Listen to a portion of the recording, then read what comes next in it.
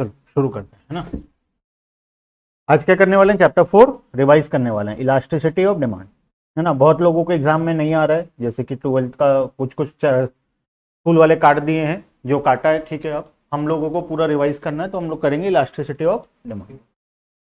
क्या होता है elasticity of demand? Demand chapter पढ़ना बेसिक जरूरी है इस चैप्टर को पढ़ने के लिए। तो जो भी नहीं पढ़ा है अभी तक डिमांड चैप्टर और टाइम नहीं बचा है कि हम उसके लिए वेट करें, तो हम लोग डायरेक्टली पढ़ेंगे।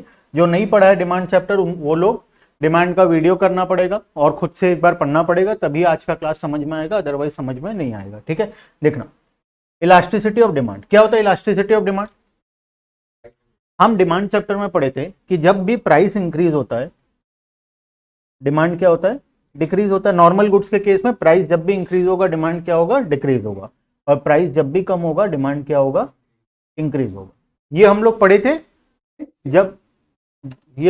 जब हम लोग डिमांड चैप्टर पढ़ रहे थे, है ना।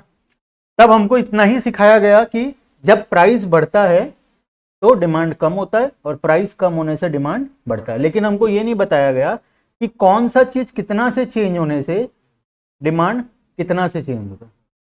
उल्टा लिख दिया, मतलब हमको मेजरमेंट नहीं बताया गया, है ना, कि कौन सा चीज कितना परसेंट से चेंज होगा तो दूसरा कितने परसेंट से चेंज होगा।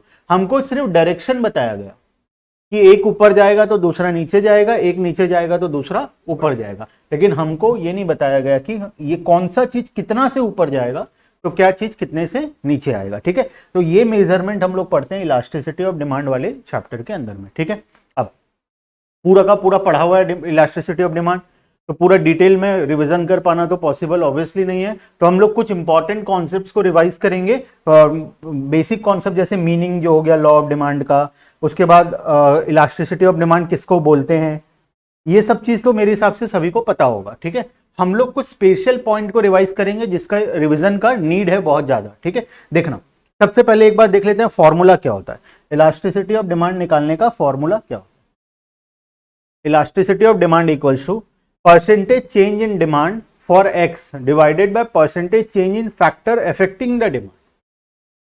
यहां पे देखो प्राइस नहीं लिखा है, यहां पे क्या लिखा हुआ है, फैक्टर अफेक्टिंग। अब क्या क्या फैक्टर अफेक्ट करता है डिमांड को, कितना फैक्टर था, 8 फैक्टर था। इंडिविजुअल के केस में 5 फैक्टर, मार्केट के केस में 5 + 3 टोटल 8 फैक्टर्स। तो कोई भी फैक्टर अगर चेंज हो रहा है तो उसके वजह से अगर डिमांड चेंज हो रहा है, तो जब हम इसको मेजरमेंट करते हैं इन टर्म्स ऑफ परसेंटेज, तो हमारा क्या निकल जाता है, इलास्टिसिटी ऑफ डिमांड निकल जाता है। लेकिन जनरली हम लोग 3 मेजरमेंट पढ़ते हैं। क्या क्या है 3 मेजरमेंट, एक है प्राइस इलास्टिसिटी, उसके बाद है क्रॉस इलास्टिसिटी और उसके बाद है income elasticity. Total all over दुनिया में लोग ये 3 ही पढ़ते हैं, लेकिन हम सिर्फ एक पढ़ते हैं। तीनों का मीनिंग पढ़ेंगे हम लोग, लेकिन डिटेल में सिर्फ एक ही को पढ़ेंगे, जो कि है प्राइस इलास्टिसिटी ऑफ डिमांड। ठीक है, तो मेनली 3 फैक्टर है, क्या क्या है, एक है प्राइस, दूसरा है क्रॉस और तीसरा है इनकम। अब देखते हैं तीनों एक एक करके क्या होता है। प्राइस इलास्टिसिटी ऑफ डिमांड मतलब percentage change in price into percentage change in demand due to percentage change in price, इसको बोलते हैं प्राइस इलास्टिसिटी ऑफ डिमांड। ठीक है, उसके बाद आता है cross elasticity of demand. Cross demand किसको बोलते हैं, इलास्टिसिटी छोड़ो, क्रॉस डिमांड किसको बोलते हैं। जब भी हम क्रॉस डिमांड निकालते हैं तब हम लोग क्या करते हैं, किसी 2 प्रोडक्ट का एनालिसिस करते हैं, एक का प्राइस दूसरे का डिमांड, दूसरे का प्राइस तो पहले का डिमांड, किसी भी प्रकार से, मतलब एक का प्राइस दूसरे का डिमांड। हम लोग ये एनालिसिस जब करते हैं और इनके बीच में जब रिलेशन निकालते हैं, या तो ऐसे या तो ऐसे, तब इसको बोला जाता है क्रॉस इलास्टिसिटी। अब क्रॉस इलास्टिसिटी के अंदर फिर 2 प्रकार है, एक कॉम्प्लीमेंट्री गुड्स के केस में, एक सप्लीमेंट्री गुड्स के केस में। ठीक है, तो हमको वो डिटेल में नहीं पढ़ना है, क्योंकि हमारे सिलेबस में पूरा डिटेल में जो दिया गया है वो क्या है, प्राइस इलास्टिसिटी ऑफ डिमांड हमारे सिलेबस में डिटेल में दिया गया है। ठीक है, तो क्रॉस इलास्टिसिटी किसको बोलेंगे, percentage change in demand of a commodity due to percentage change in price of related commodity. Change in the price of related commodity मतलब सेम कॉमोडिटी का प्राइस चेंज नहीं हो रहा, रिलेटेड कॉमोडिटी का price change हो रहा है। अब रिलेशन कुछ भी हो सकता है, कॉम्प्लीमेंट्री भी हो सकता है, सप्लीमेंट्री भी हो सकता है। ठीक है, उसके बाद थर्ड है इनकम इलास्टिसिटी। इनकम इलास्टिसिटी मतलब percentage change in demand due to change in income. और जब दोनों को हम परसेंटेज में मेजर करेंगे तो हमारा क्या निकल जाएगा, इनकम इलास्टिसिटी निकल जाएगा। ठीक है, अब हमारे लिए सबसे इंपॉर्टेंट है प्राइस इलास्टिसिटी। उसके अंदर आते हैं, प्राइस इलास्टिसिटी के अंदर देखना डेफिनेशन क्या दिया हुआ है, degree of responsiveness of demand for a commodity with reference to change in the price of such commodity. Demand कितना से चेंज होगा, जब प्राइस चेंज होगा। ठीक है, मान लो प्राइस 10% से चेंज होता है तो डिमांड कितने % से चेंज होगा, इसको बोला जाता है प्राइस इलास्टिसिटी ऑफ डिमांड। ठीक है, अब सब कोई चैप्टर पढ़ चुके हैं, तो चैप्टर पढ़ लिए हैं, तो मैं डायरेक्टली एक क्वेश्चन पूछ रहा हूं जो अभी तक हमारा रिविजन आया नहीं है।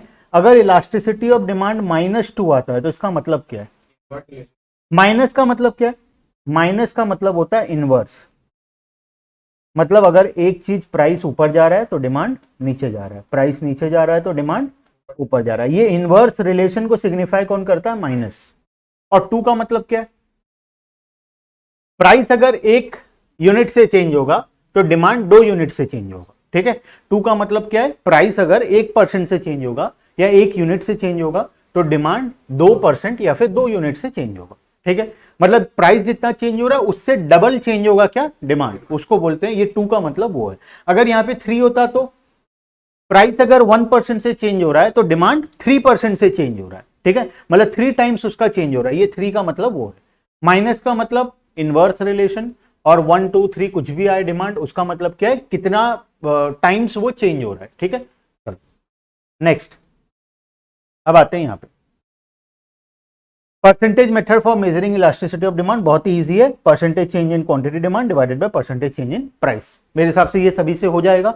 हम लोग नेक्स्ट चलते हैं प्रोपोर्शनेट मेथड। प्रोपोर्शनेट मेथड भी बहुत ही आसान है, सेम चीज को क्या किया गया है? फॉर्मूला में लिखा गया है। और उसके बाद क्या चीज, हाँ तुम्हारा शायद सिलेबस से डिलीट हो गया होगा, लेकिन कुछ इसमें खास तो है नहीं, इसी का फॉर्मूला को खाली लिख दिया है और 100 काट दिया तो प्रोपोर्शनल मेथड बन गया। और क्या बना? बात तो बराबर है ना, तो कुछ तो एक्स्ट्रा है नहीं। ठीक है, उसके बाद ये दोनों इलिस्ट्रेशन है, ये खुद से करना है फिर से एक बार। हम आते हैं उसके बाद important observations about illustration 1 and 2। कुछ इंपॉर्टेंट पॉइंट्स देखो, याद रखना रिवीजन कर रहे हैं तो रिवीजन में हर एक पॉइंट को पूरा डिटेल में पढ़ पाना पॉसिबल नहीं है, तो इसीलिए हम वही इंपॉर्टेंट पॉइंट को पढ़ रहे हैं जो हम शायद मुझे लगता है कि तुम भूल गए होगे। ठीक है, और जो आसान आसान सा चीज है जो मुझे लग रहा है कि तुमको याद होगा तो उसको मैं थोड़ा सा स्किप करके आगे चल रहा हूं। ठीक है, first point, always consider the absolute values. क्या मतलब है इसका? Elasticity of demand always consider the absolute values, इसका मतलब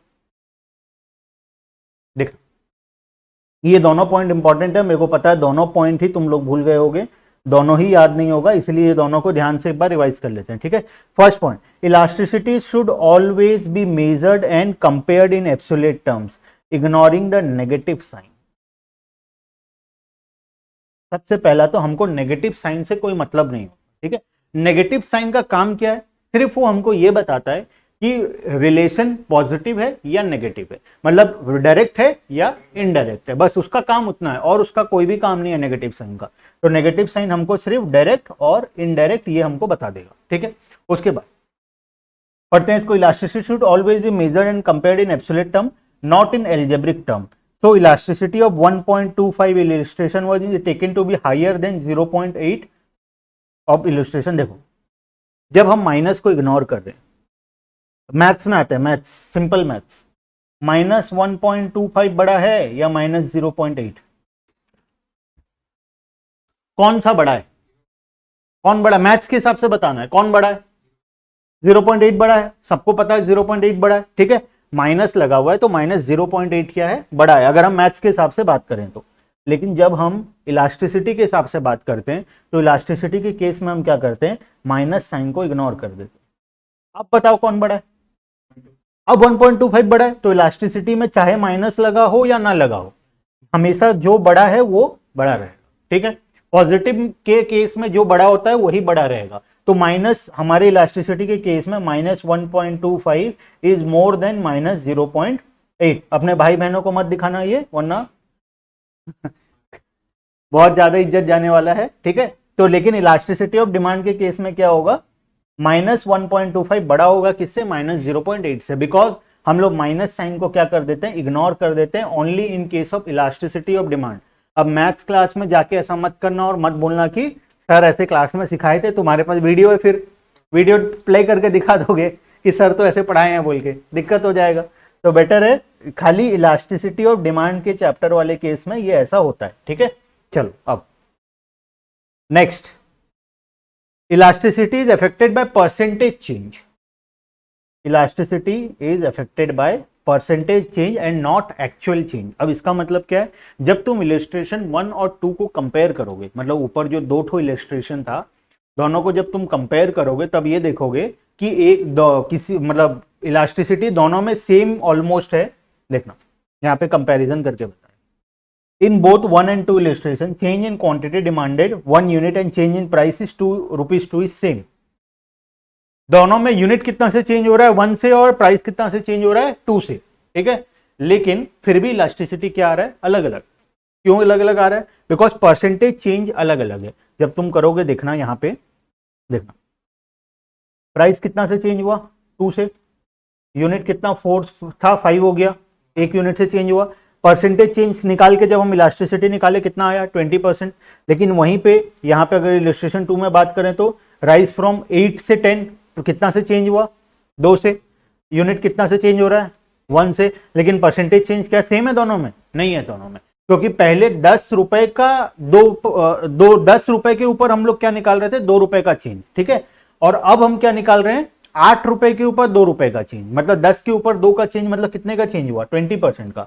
लेकिन 8 रुपए के ऊपर 2% का चेंज मतलब 25% का चेंज हो गया। तो इसीलिए परसेंटेज चेंज क्या आ रहा है, अलग अलग आ रहा है। इलास्टिसिटी क्या आ रहा है, अलग अलग आ रहा है। तो इलास्टिसिटी हमेशा परसेंटेज चेंज को देख के बनाया जाता है, ना कि एब्सोल्यूट चेंज, ठीक है। हमेशा हमको क्या देखना है, परसेंटेज चेंज देखना। फॉर्मूला में भी इसीलिए ये परसेंटेज चेंज है दोनों में, और डिमांड के केस में भी और प्राइस के केस में भी, ठीक है। चलो अब नेक्स्ट है degree of elasticity of demand. Degree of elasticity कितना डिग्री होता है बताओ, यहीं पे रिवीजन करेंगे, बिना डायग्राम को देखे इसी पेज में पूरा रिवीजन करेंगे। बोलो कितना डिग्री ऑफ इलास्टिसिटी होता है। 5 प्रकार का डायग्राम होता है। एक सेकेंड, हाँ होल्ड करना।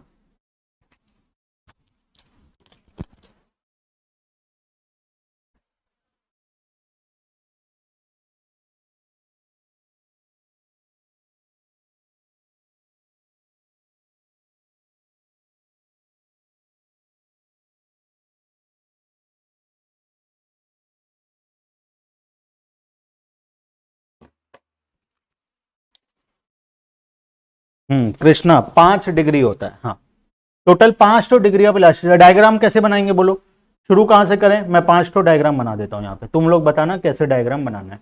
3, 4 और 5 बताओ। सबसे पहला एक डायग्राम तो हमारा कुछ ऐसा होता है, ये तो पता है। एक डायग्राम तो कुछ ऐसा होता है, ये भी हमको पता है। बीच का 3 क्या होगा, बीच का 3 क्या होगा। अच्छा इसको क्या बोलते हैं, कौन सा इलास्टिसिटी। यहां पे क्या है क्वांटिटी, यहां पे क्या है, जब प्राइस कितना भी चेंज कर लो डिमांड कांस्टेंट रहेगा तो इलास्टिसिटी क्या होगा। फॉर्मूला क्या होता है, percentage change in demand divided by percentage change in price. जब percentage change in demand divided by percentage change in price, ये होता है फॉर्मूला। डिमांड क्या चेंज हो रहा है, नहीं हो रहा है, तो परसेंटेज चेंज इन डिमांड क्या होगा 0। नीचे परसेंटेज चेंज इन प्राइस कुछ भी हो सकता है, आंसर क्या आएगा 0 आएगा। तो इलास्टिसिटी क्या होने वाला है यहाँ पे 0। इलास्टिसिटी क्या होने वाला है 0, ठीक है। इस केस में प्राइस क्वांटिटी क्या है, चेंज हो रहा है। प्राइस क्या चेंज हो रहा है, नहीं हो रहा है। मतलब ऊपर क्या, ऊपर वाला पार्ट डिमांड वाला पार्ट क्या हो रहा है, चेंज हो रहा है। डिवाइडेड बाय प्राइस वाला पार्ट क्या है, कांस्टेंट है, मतलब ये 0 है। Something divided by 0 not defined, मतलब इनफाइनाइट हो गया। यहाँ पे इलास्टिसिटी क्या हो गया, इनफाइनाइट हो गया, ठीक है। अब ये 3 में क्या होगा, एक में यूनिट इलास्टिक होगा, एक में मोर इलास्टिक होगा, एक में लेस इलास्टिक होगा, ठीक है। 3 प्रकार का केस आएगा, एक में यूनिट इलास्टिक, एक में मोर इलास्टिक और एक में लेस इलास्टिक, ठीक है। तो बनाते जाते हैं। यूनिट इलास्टिक के केस में क्या होगा, percentage change in demand will be equal to percentage change in price, Q1 Q2 P1 P2। जब percentage change in demand is equal to percentage change in price होगा, मतलब ये चेंज किसके साथ इक्वल होगा, परसेंटेज चेंज का बात कर रहा हूं, इसके साथ इक्वल होगा, तब इलास्टिसिटी क्या आएगा, elasticity of demand will B 1। एक में मोर आएगा, एक में लेस आएगा। मोर किस में आएगा, परसेंटेज चेंज इन डिमांड जिसमें ज्यादा होगा और प्राइस की क्या होगा, कम होगा, उस केस में क्या आने वाला है, परसेंटेज चेंज ज्यादा आने वाला है। तो डायग्राम कैसा होगा, डायग्राम होगा ज्यादा स्टिक। देखो ये चेंज थोड़ा सा है, प्राइस का चेंज थोड़ा सा है, लेकिन डिमांड का चेंज बहुत ज्यादा है। ठीक है, तो percentage change in demand is more than percentage change in price, तो इलास्टिसिटी ऑफ डिमांड क्या आने वाला है, मोर देन 1 आने वाला है। ठीक है, और उसके बाद टिप बनाएंगे थोड़ा,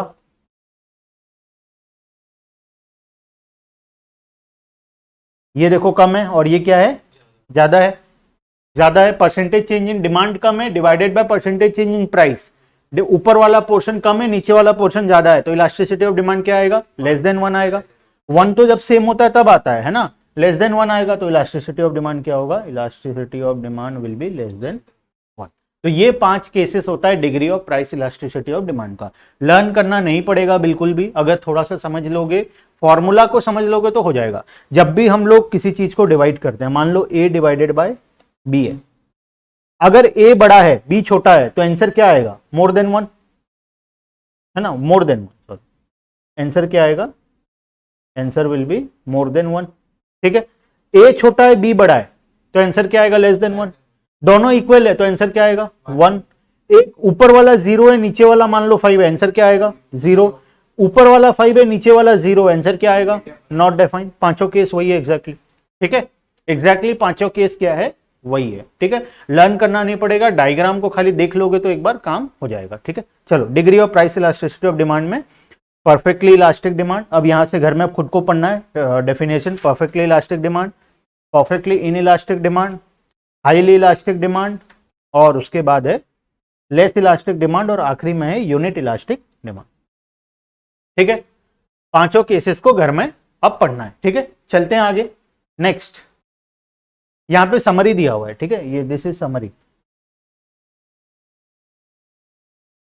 समझ में आता है समरी तो बहुत अच्छी बात, नहीं समझ में आया तो उससे भी ज्यादा अच्छी बात है, क्योंकि पूरा पढ़ लेना ज्यादा बेटर रहेगा समरी से। ठीक है, चलो अब नेक्स्ट है, ये वाला पोर्शन को छोड़ सकते हो, फ्लैटर, और क्यों मोर फ्लैटर होता है, क्यों लेस फ्लैटर होता है, उसमें ज्यादा दिमागदारी करने का जरूरत नहीं है, एग्जाम आ गया है तो इस पोर्शन को अभी एग्जाम के लिए तुम लोग छोड़ सकते हो, फॉर एग्जाम तुम इसको छोड़ सकते हो। ठीक है, चलो factors affecting price elasticity of demand, क्या क्या फैक्टर्स हैं प्राइस इलास्टिसिटी ऑफ डिमांड को इफेक्ट करेगा। जो कुछ फैक्टर्स हम लोग पढ़े थे जो डिमांड को इंपैक्ट करता है, 8 फैक्टर पढ़े थे, इंडिविजुअल के केस में 5 और मार्केट के केस में 5 + 3 टोटल 8। कुछ फैक्टर्स यहाँ पे हैं जो इलास्टिसिटी ऑफ डिमांड को इंपैक्ट करेंगे, इलास्टिसिटी ऑफ डिमांड को इंपैक्ट करेगा, डिमांड को नहीं, इलास्टिसिटी ऑफ डिमांड को इंपैक्ट करेगा। क्या क्या फैक्टर, सबसे पहला नेचर ऑफ द कॉमोडिटी, देखना फटाफट से पढ़ेंगे। नेचर ऑफ द कॉमोडिटी, सबसे पहला नेसेसिटी, अगर प्रोडक्ट नेसेसिटी है, अर्जेंट चीज है, मेडिसिन है, तो क्या प्राइस बढ़ जाने से नहीं खरीदोगे, खरीदना पड़ेगा। तो प्राइस बढ़ने के बाद भी डिमांड क्या रहने वाला है, कांस्टेंट रहने वाला है, तो उस केस में इलास्टिसिटी ऑफ डिमांड क्या होगा, इनइलास्टिक होगा। प्राइस चाहे जितना भी चेंज हो, डिमांड क्या होने वाला है, कांस्टेंट होने वाला है। ठीक है, तो 0 हो गया मतलब इनइलास्टिक, 0 का मतलब ही इनइलास्टिक होता है। ठीक है, 5 केसेस है, 0 मतलब हाईली इनइलास्टिक, 0 से 1 मतलब इनइलास्टिक, 1 मतलब यूनिट इलास्टिक, और उसके बाद इनफाइनाइट, जो मोर देन 1 मतलब हाईली इलास्टिक, और इनफाइनाइट मतलब मोर देन 1 में इलास्टिक, और हाईली इलास्टिक होगा इनफाइनाइट में। ठीक है, 5 केसेस पढ़े थे हम लोग। ये वाला होगा परफेक्टली इनइलास्टिक, ये क्या होगा, इनइलास्टिक, ये होगा यूनिट इलास्टिक, ये होगा इलास्टिक, और ये होगा परफेक्टली हाईली या फिर परफेक्टली इलास्टिक। ठीक है, हाईली इलास्टिक या परफेक्टली इलास्टिक कुछ भी लिख सकते हो। ठीक है, ये 5 केसेस होता है। तो सबसे पहला है उसमें नेसेसिटी, नेसेसिटी के केस में प्राइस चाहे जितना भी चेंज हो जाए, डिमांड क्या होने वाला है, कांस्टेंट रहने वाला है। तो कौन सा हो गया, ये इनइलास्टिक वाला केस हो गया। ठीक है, कंफर्ट के केस में, कंफर्ट में आदमी कब पहुंचता है, जब सारा खर्चा हो गया, घर का सब खर्चा निकल गया, सबका सारा काम हो गया, उसके बाद कंफर्ट वाला सामान खरीदता है, या खाना बिना खाए पहले कंफर्ट वाला खरीदता है, ऐसा तो नहीं होता है कभी भी।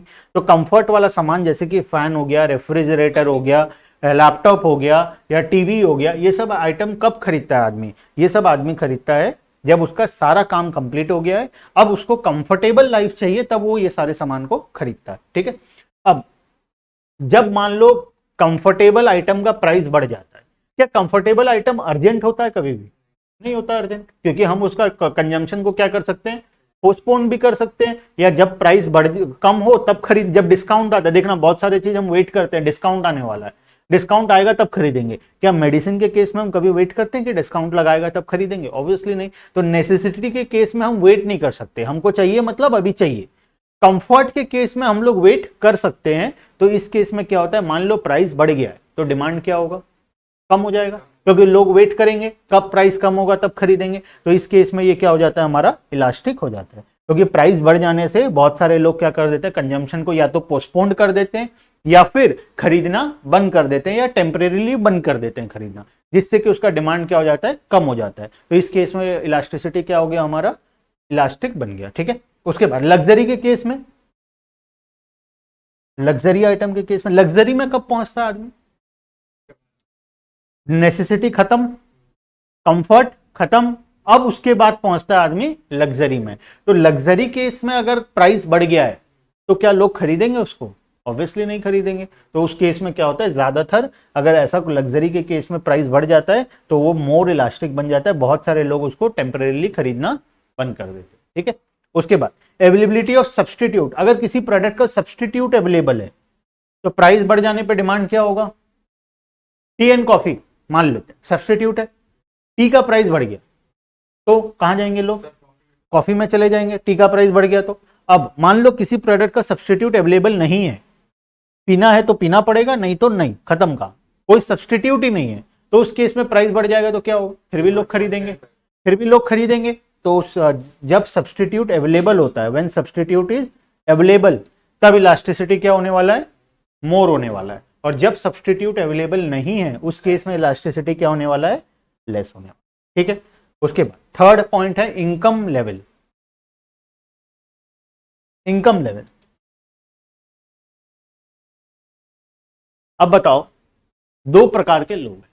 ठीक है, चलो तीन प्रकार के लोग ले लेते हैं।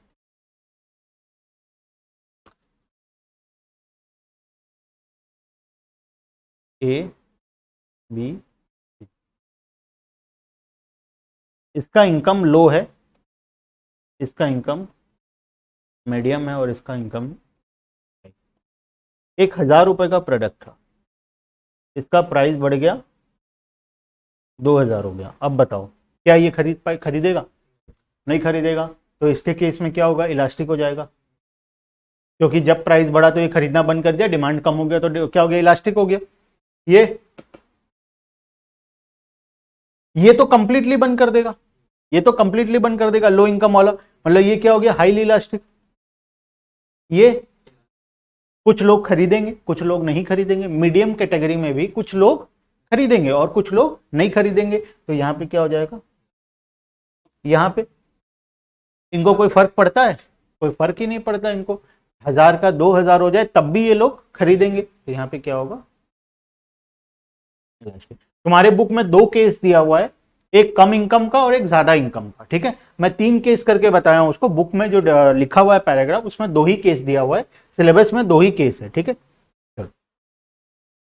Next level of price. Level of price, 1 रुपए का सामान 2 रुपए हो गया, मैच बॉक्स, 1 रुपए का मैच बॉक्स प्राइस बढ़ के क्या हो गया, 2 रुपए हो गया। ठीक है, उसी जगह में 5,000 रुपए का मोबाइल फोन बढ़ के 10,000 हो गया, बात तो बराबर है, दोनों 100% से डबल हो रहा है दोनों में प्राइस। क्या लोग ये खरीदना बंद कर देंगे? क्या कुछ फर्क पड़ता है?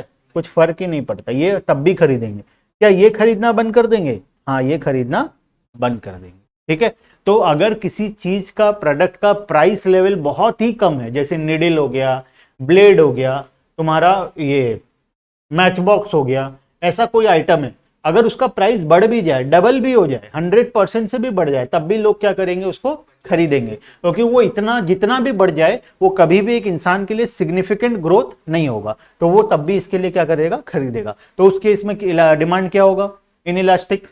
लेकिन जब प्राइस का लेवल ज्यादा है उस केस में अगर प्राइस बढ़ जाता है तो लोग खरीदना बंद कर देंगे, जिससे कि डिमांड क्या बन जाएगा, इलास्टिक बन जाएगा। ठीक है, तो हाई लेवल प्राइस पे क्या होगा, इलास्टिक, और यहां पे क्या होगा, इनइलास्टिक। ठीक है, नेक्स्ट है पोस्टपोनमेंट ऑफ कंजम्पशन। अगर कंजम्पशन को तुम पोस्टपोन कर सकते हो तो क्या होगा, इलास्टिक होगा। बिकॉज अगर कोई आइटम है जिसका कंजम्पशन को तुम पोस्टपोन कर सकते हो कि बाद में खरीदने से भी चलेगा, ठीक है, तो उस केस में अगर प्राइस बढ़ गया तो तुम बाद में खरीद लोगे, तो कोई प्रॉब्लम नहीं है उस टाइम।